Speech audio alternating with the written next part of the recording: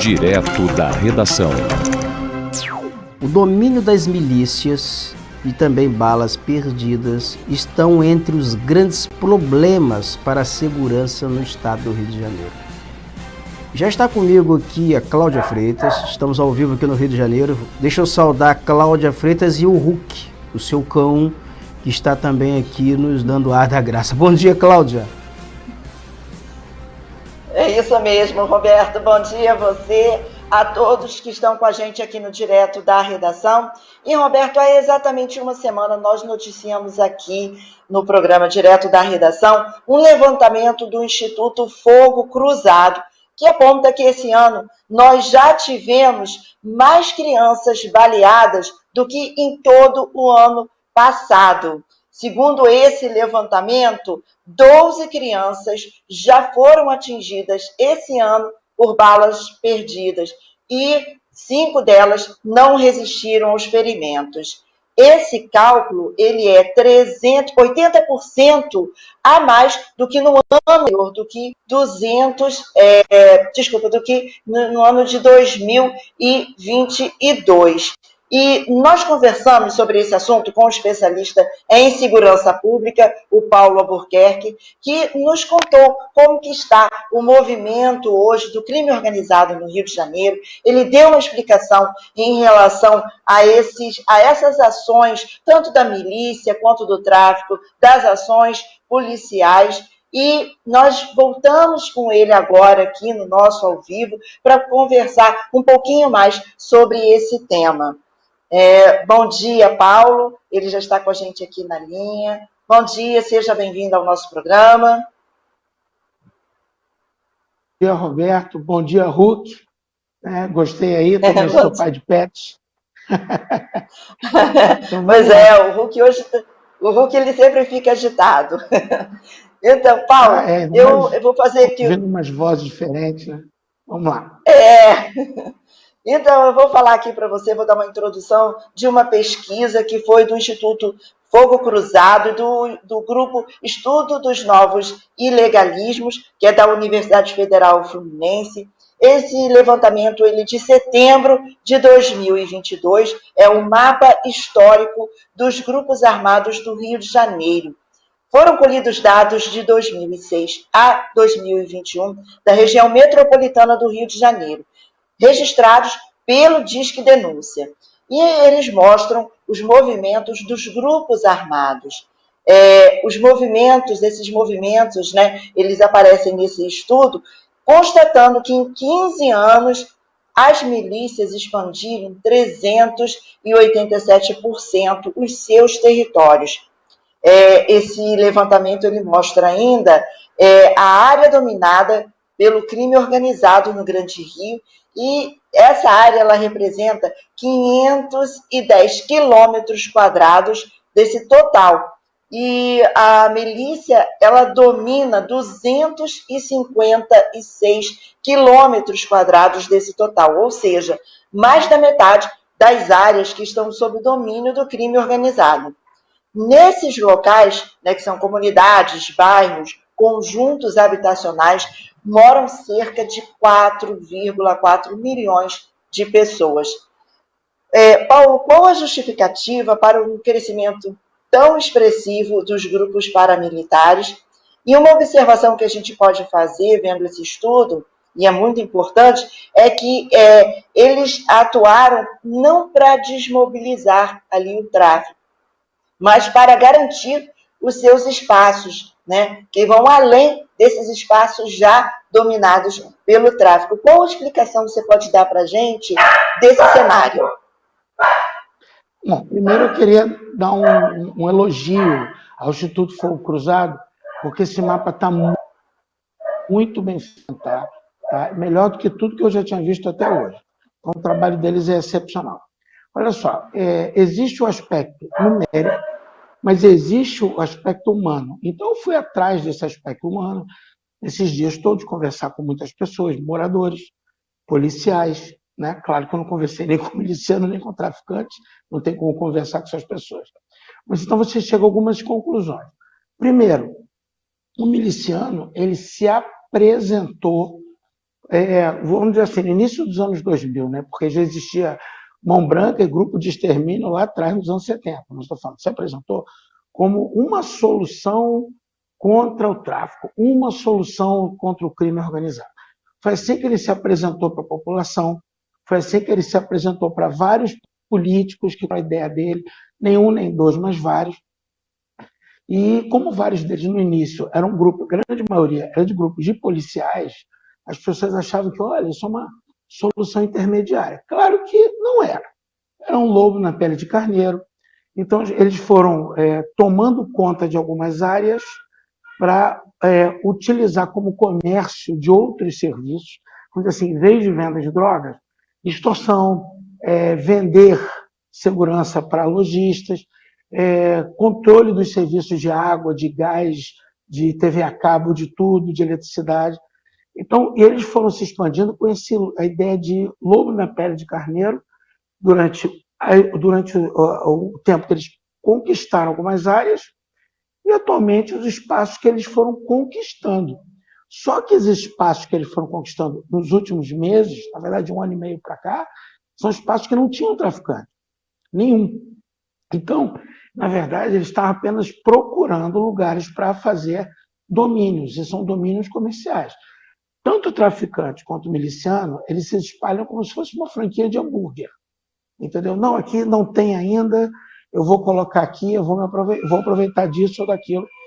O grande problema é que todos os dois casos, né, são criminosos.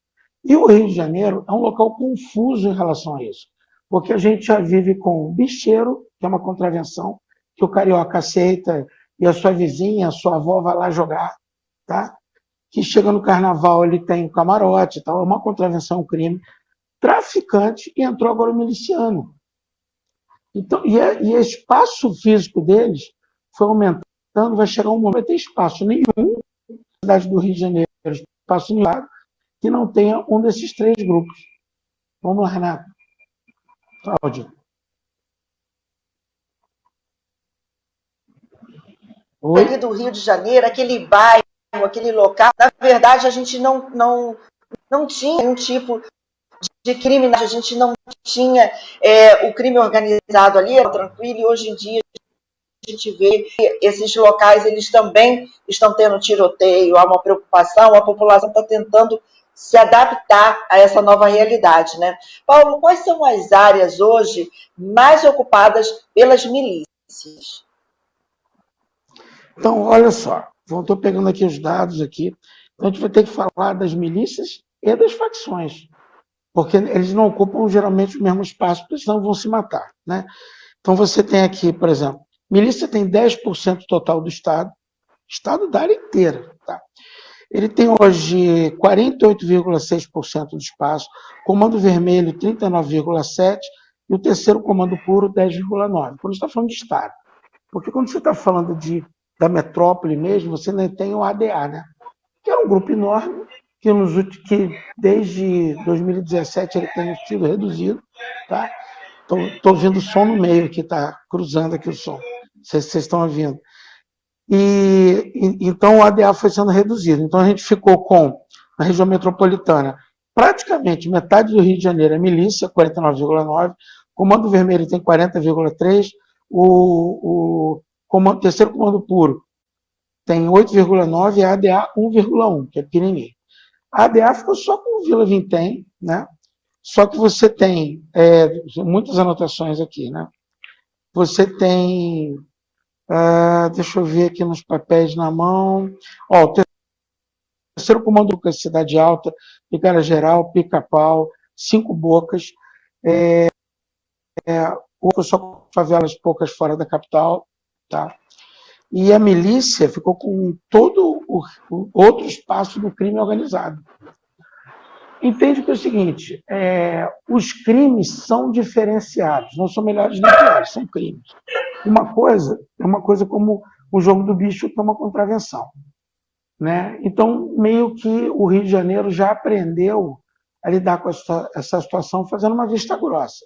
Mas é um crime, onde tem financiado morte, o diabo a quatro também. Quando você está falando, por exemplo, de traficante, as pessoas têm uma visão muito errada, porque as pessoas têm uma visão que aparece na mídia, que é o cara sem camisa com um fuzil. Nem sempre. Você pode estar morando do lado de um traficante. Então, você tem traficantes na Zona Sul, que o cara vende droga para os colegas de festa, drogas para os outros colegas, ele é um traficante, mas ele não é visível. E o carioca tem um outro problema. O carioca tem o efeito do sapo na água quente. Sabe como é que é um sapo na água quente? Se você jogar água quente rápido, ele pula. Se você for jogando devagarinho, aumentando a temperatura lentamente, o sapo se acostuma até morrer. Acontece que nas últimas décadas todas, né, o tráfico começou lá nos anos 60, mas ele foi aumentando gradualmente, o carioca começou a levar isso numa boa. O vizinho dele vende, tudo bem. O outro cara é miliciano, mas mora na Barra, tudo bem, porque ele mora aqui no meu condomínio. Se ele está extorquindo pessoas lá do outro lado, tudo bem. Né? Se o cara é traficante, está trocando tiro com a polícia, matando o policial, tudo bem. Então, esse problema vai permitindo que aumente a ideia da milícia. A milícia vai se expandindo. Uma outra questão é a seguinte: com certa propriedade, né, com direito constitucional, o Supremo, na verdade, o senhor Fachin, ele impediu que a polícia subisse nas favelas. Está claro, dá para entender.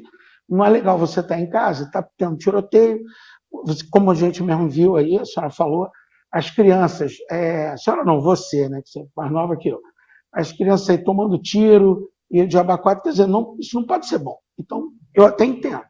Só que tem o seguinte: no momento que ele cortou as incursões na favela, foi o momento exato que as milícias expandiram.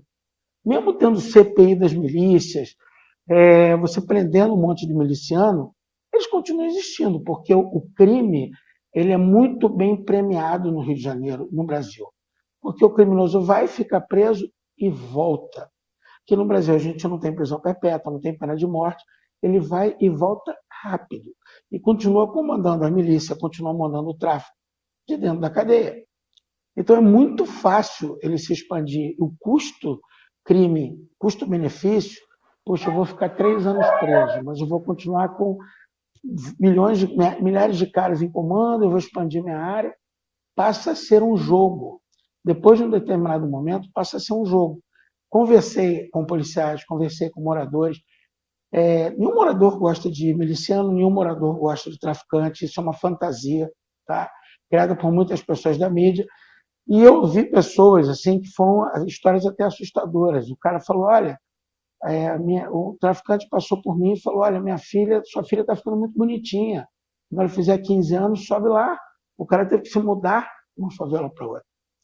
E o miliciano é mais ou menos a mesma coisa, só que ele não faz o ataque pessoal à pessoa, ele faz um ataque semelhante à máfia. Sabe o que vai acontecer se não tiver proteção? Né? Olha, tem essa água aqui, mas tem a nossa taxa. Tem a luz, mas tem a nossa taxa. Tem a TV a cabo, mas tem a nossa taxa. Tem o Wi-Fi da internet, mas tem a nossa taxa. Então, o que aconteceu nos últimos anos? Muitos milicianos de hoje, milícia, né? O Hulk está nervoso aí, hein? Vou falar até mais baixo, ver se ele... Né? Muitos milicianos hoje, eles não são mais policiais. Tanto que o CORE prendeu há pouco tempo, tá? uma quantidade inteira de milicianos que nenhum era policial. São quem? Traficantes que mudaram a forma de gerir. Olha, a UPP me detonou, a UPP acabou comigo, a UPP funcionava até certo ponto. Né? Então, o que eu vou fazer? Eu vou começar a migrar para a ideia da milícia. Eu vou criar uma milícia. No Rio de Janeiro existe a fantasia que miliciano está sempre ligado a policial. Isso também não é verdade. Como essa última apreensão do CORE aí, que prendeu todo mundo, ninguém era policial. Milícia, por definição, é um grupo paramilitar armado. Ponto. Até o traficante, em tese, é uma milícia. Vamos lá, Cláudia. A gente teve a CPI das milícias, até no momento de uma configuração diferente, né? Você já está até falando agora que a milícia ela não é composta só por ex-policiais, mas existe toda essa movimentação de adaptação dos traficantes que, em função de decisões até das próprias autoridades, quando você não deixa subir ali, eles vão dar um jeito, né, atrapalha o movimento do tráfico, mas melhora, ou então você acaba ajudando o movimento das milícias, enfim. Mas a gente teve a CPI das milícias, né, vários milicianos foram presos, e hoje em dia, logo depois, eles voltaram novamente, se voltou com uma força maior esse movimento.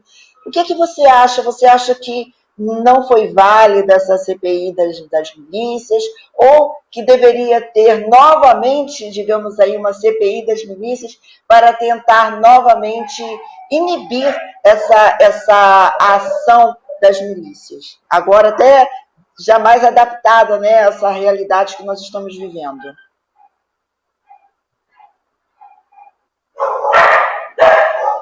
Sumiu. Não ouvi o finalzinho, porque o som comeu aqui. Adaptada às milícias.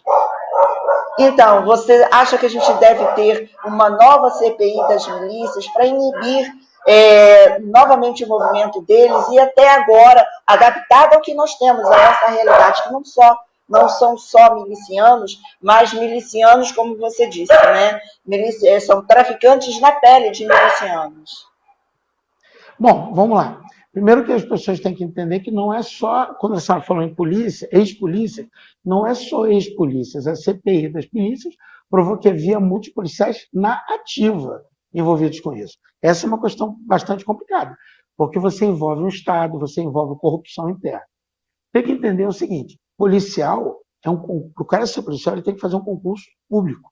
O concurso público não mede caráter, entendeu? Então, se uma pessoa tem um bom caráter, ele vai ser um ótimo policial, uma pessoa perfeita, que vai ajudar muitas pessoas. E as pessoas têm que entender que o policial não existe só para perseguir bandido. Ele ajuda a população de várias maneiras diferentes. Mas, como é um concurso público, também entram sementes podres, que vão gerar frutos podres, como algumas coisas da milícia. No caso, a segurança, de uma forma geral, ela não pode ser tratada como coisas apenas pontuais. Assim como é uma coisa que tem que ser tratada de uma forma orgânica. Por exemplo, a gente tem que comer todo dia. Não posso falar e dizer assim, olha, eu comi durante 30 anos da minha vida, agora eu vou parar de comer. Isso não existe. Tomar banho, tudo isso que é orgânico, né? E a segurança, as CPIs, essa pesquisa, essa procura pelo vilão da sociedade, pelo cara que faz mal à nossa sociedade, tem que ser uma constante. Assim como um policial, todos os anos, você tem que achar os policiais errados todos os anos, descobrir quem são os traficantes que estão nas milícias, entendeu? E esses traficantes, tem que lembrar, muitos deles eles mudaram. Uma questão, possivelmente, foi porque a ideia de troca de tiros com a polícia é muito mais perigosa quando você é traficante contra um policial. Por quê? Como eu peguei um depoimento ontem, exatamente ontem, um policial falou para mim assim, olha só, quando a gente vai prender a milícia não retorna tiro para a gente. Entendeu? Não, tudo bem, acabou, ponto. E o traficante não, ele também está tão armado quanto, né? Às vezes mais do que é miliciano, e dá tiro de volta. Que essa é a grande questão que fez com que o Witzel, né, eu não gosto de entrar na seara da política, porque eu tenho que julgar as ideias de nós pessoas, ele bateu de frente com uma série de situações. Vamos lá. Tá certo. Ou seja... Cláudia. Sim, Roberto, pode perguntar. Me permite fazer uma pergunta aqui ao Paulo. Paulo, deixa eu lhe fazer uma pergunta. Na entrevista anterior aqui, você destacou o seguinte, que muitos milicianos são traficantes que perderam a capacidade de traficar e migraram para as milícias. Se possível, eu gostaria que você assim explicitasse isso melhor, explicasse isso melhor. Como é que é essa capacidade? Ele perdeu a capacidade financeira de comprar droga, foi isso? Olha só, no Brasil a gente não tem ainda a política de cortar as verbas dos meliantes. O que acontece? Se você cortasse a verba, você acabaria todo o problema, não é? Vamos lá. Se o cara não, por exemplo, você está dentro de um presídio, cortou a verba, o que ele vai oferecer para o comandado dele se ele não tem dinheiro? Tá? Todo mundo precisa de dinheiro, vai funcionar através de dinheiro. todos esses grupos, que o miliciano não deixa de ser uma facção, ou seja, milícia, ADA, PCP, CVV, até o PCC no resto do Brasil, porque PCC pode aparecer uma célula a qualquer momento, em qualquer lugar, eles dependem de dinheiro. Você tem plano de crescimento, você tem título gerente, isso, aquilo. Eles funcionam como uma empresa de alguma maneira, só que ilegal. E ninguém vai trabalhar de graça. Então, o que acontece? Quando você tira a arma do traficante, põe um cara preso, você inibe algumas coisas financeiras que ele pode, inibe os ganhos, porque o PP diminuiu muito os ganhos, né? O cara não podia ir lá comprar, o que ele ia fazer? Ele ia pedir para outro cara comprar no outro lugar. Então eu falei assim, cara, eu não estou conseguindo vender. O meu dinheiro está baixando, mas eu vou ter que pagar os meus funcionários. Então ele perdeu o poder, né? Então quando ele se torna miliciano, ele começa a ganhar dinheiro líquido. Por quê? Ele vai pegar dinheiro de, esse cara aqui me paga tanto por mês, porque eu estou fazendo a segurança, como eu disse, segurança entre aspas, da loja dele. Essa população que me paga tanto para ter taxa de água, de gás, porque eles não deixam o gás subir, né, do bujão, de água e tudo. Então ele tem acesso a dinheiro líquido. Então, quando o PP foi instalado, um monte de traficantes, eles mudaram a função, alguns continuaram como traficantes também, outros não, e foram para cidades menores e bairros menores. Pegou a ideia aí, Roberto? Entendi perfeitamente. Perfeito. Eu tenho aqui uma manifestação, um comentário aqui do Orni Costa, ele é da cidade de Rio das Ostras, na Baixada Litorânea do Rio. Ele diz o seguinte: em 1995 a 1997 existiam muitas pessoas sequestradas em nosso estado. Extorsão mediante sequestro passou a ser um bom negócio para a polícia. Hélio Luz, que conseguiu acabar com essa prática criminosa em nosso estado, porque ele sabia que era a polícia que estava envolvida. Hoje o tráfico e as milícias que atuam em nosso estado existem porque o estado permite e lucra com isso. Eu costumo dizer que existe mais dinheiro nesses batalhões de polícia do que nas próprias instituições bancárias. O crime ainda é um bom negócio. Você concorda com essa visão do Orne aqui, Paulo? Concordo. Infelizmente eu concordo, mas olha só, vamos lá. Essa cadeia começa com um processo legal, criação de uma lei, juízes, né? Muita gente que está envolvida numa cadeia de benefício próprio, né? Olha, eu vou ganhar dinheiro com isso, para que eu vou fazer isso? E começa aquele discurso que eu já ouvi, não, droga, o cara compra porque ele quer, vamos liberar as drogas. Eu falo, olha, o país inteiro não pode pensar em liberar drogas enquanto a população não decidir quais são as drogas que são viáveis ou não. Nós já temos álcool, que é uma droga, né, de alguma maneira, só que é uma droga popularizada, o cara bate na mulher dele, o cara bate o carro, ela provoca efeitos negativos. Será que o país está preparado para receber outras drogas, que são piores, mais violentas, que disparam outras coisas? Mas a lei lucra com isso. Existe um estudo do David Levitt, que ele fala sobre lucratividade e crime e lei. Toda vez que existe uma proibição, a raridade dela, né, por exemplo, vamos tirar do foco, vamos falar sobre prostituição, por exemplo. Aqui no Brasil, ela não é legalizada, mas não é proibida. Nos Estados Unidos, ela é proibida. Nos Estados Unidos, ela foi legalizada, proibida, legalizada, proibida, em períodos diferentes. Então, quando ela é legalizada, o valor da prostituição caía, porque não havia crime. Entendeu? Então, qualquer mulher potencialmente, né, com uma intenção meio torpe, poderia se prostituir e ganhar dinheiro, não teria problema nenhum. Depois, o que aconteceu? Foi proibida apenas as mulheres que eram protegidas por políticos influentes tinham o poder de se vender ou cafetinar outras. Então, o que acontece? Os políticos tinham aquele controle, né? Depois, cortou novamente. Então, o valor é assim. Então, por exemplo, enquanto você tem a droga proibida, automaticamente o valor do crime aumenta. Puxa, só o líder que vai preso praticamente, o cara vai ficar preso 1 ano e meio, 3 anos, mas fora do tráfico, a minha opção de trabalho é ganhar no máximo 2 salários mínimos. Vou entrar no tráfico. Então existe essa questão, né?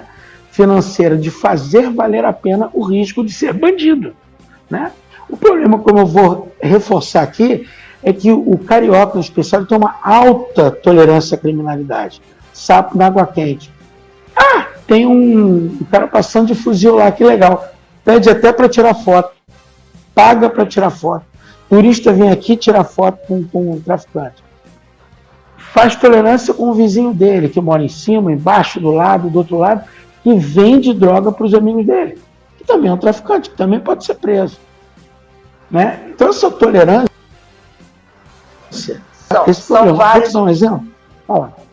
Várias circunstâncias... Roberto, são várias circunstâncias, né, Paulo, que a gente pode encontrar no Rio de Janeiro, na nossa rotina, né? Paulo, a gente está com o nosso tempo aqui um pouquinho corrido. A gente só queria, para encerrar com você, brevemente, com tudo isso que nós conversamos, como é que você vê hoje o futuro do Rio de Janeiro, mediante tudo isso que nós falamos, né? A curto e a médio prazo. Brevemente aqui para a gente poder concluir a nossa entrevista. Olha, para os próximos anos a curto prazo, eu não vejo uma solução imediata. Esse que é o grande problema. Vai continuar essa batalha, né? Mas a polícia tem melhorado o seu rendimento, tem matado menos, como eu falei na outra entrevista, né? Graças a Deus. E você tem sido feitas grandes apreensões. Então, está existindo uma melhora, mas nada que a gente consiga ver na rua, a ponto de você dizer assim, puxa, estou numa cidade segura. Né? A longo prazo, a longo prazo que eu falo é 10 anos, depende de todas umas mudanças de governo. Porque, olha só, eu estou te falando de conhecimento. Os governadores, os prefeitos, os políticos, eles comem carne, comem churrasco, junto com milicianos, junto com traficantes. Isso, as pessoas sabem que isso acontece no Rio de Janeiro. Existe uma ligação direta. Primeiro, a gente teria que romper essa ligação, ter políticos mais sérios. Você tem que ter, não políticos só que tenham que... Não, vamos negociar que está tudo bem. Isso não vamos negociar que está tudo bem, nada será resolvido. Essa é uma grande questão. Vai ficar sempre naquele diminuir o crime, mas tudo bem, deixa você traficar. A gente tem que entender que quando você está falando de milícia e tráfico, você tem uma série de poréns.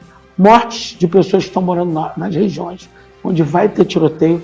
Por isso, aí dentro do traficante é pior, porque o traficante briga uma facção com a outra. Porque, né, quando morre uma pessoa, né, geralmente a população aponta o dedo da polícia por duas razões. Uma, porque o traficante, não, aquele traficante é legal, ele já me pagou cerveja, eu morei com ele, conheço ele desde criança. Começa a achar que ele é legal. Né? Isso é um síndrome de Estocolmo, assim, absurdo. Uma outra questão é que ele não vai poder pedir dinheiro para o traficante se o filho dele morrer. Mas ele vai poder pedir dinheiro para o Estado se for o policial que morrer, tem que matar. Então ele torce para que a polícia seja aquela que vai matar, mas a perícia que vai mostrar. E a perícia tem mostrado que a polícia tem melhorado seus métodos e os seus resultados. Mas ainda pode melhorar mais, porque eu tenho uma questão que eu bato a tecla. O treinamento dentro da polícia geralmente é muito fraco. Acontece que os bons policiais, os policiais ótimos, são os que vão ao stand de tiro treinar por si, fazem cursos e treinamentos para eles próprios. Esses, são os que fazem os grupamentos policiais darem resultado. Não é o treinamento interno, tá? Vou dar um exemplo claro. 20 horas de treinamento, vamos falar sobre a Polícia Civil, por exemplo. 20 horas de treinamento é o que a polícia tem de defesa pessoal e 1 dia de treinamento de tiro. Não existe reciclagem, não existe nada. 20 horas de defesa pessoal, você não sai nem da faixa branca de nenhuma arte marcial. Nenhuma. É o preparo, ou seja, é a atuação do próprio Estado, né? Fazendo ali o papel dele, preparando o seu pessoal, a sua polícia, para que a gente não tenha que noticiar aqui tudo que nós estamos falando, essa pesquisa, esse estudo do Instituto Fogo Cruzado, que coloca aí as crianças, né, como principais vítimas, né? Paulo, queremos agradecer muito a você, então, a sua entrevista, né?